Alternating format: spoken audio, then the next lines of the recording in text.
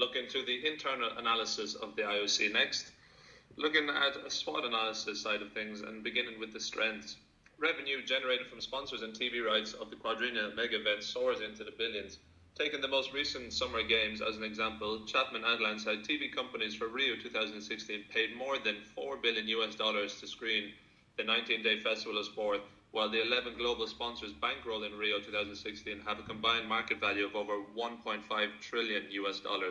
The IOC is deeply rooted in tradition and history, as far back as the first Olympiad in Greece in the year 776 BC. In 2010, the IOC conducted their own SWOT analysis, and their findings were that their strengths were a huge volunteer base. However, a lack of trained human resource was also noted. Weaknesses.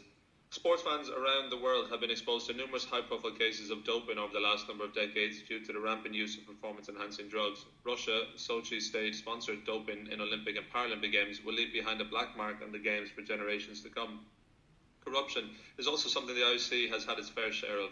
Benitez in London outlined how an Australian official paid $70,000 for the votes of two African IOC members, which resulted in the award of the 2000 Summer Olympic Games to Sydney. A most recent example is from Rio 2016, where Pat Hickey, former president of the OCI and the EOC president, was accused of bribery and extortion and was involved in a ticket type scandal with thousands of high-profile event tickets found in his Rio hotel room.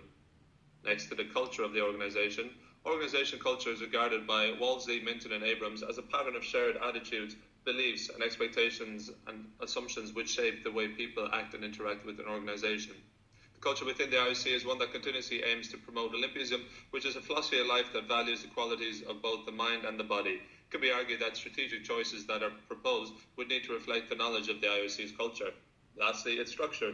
The type of organizational structure within the IOC can be compared to a hybrid departmentalization structure. This is because the structure found within the IOC has numerous different departments. The number of staff who report to the manager or superior within an organization depends on the span of control, and the IOC Executive Board may delegate powers to one or more of its members, to IOC commissions, to the members of the IOC administration, to other entities or third persons.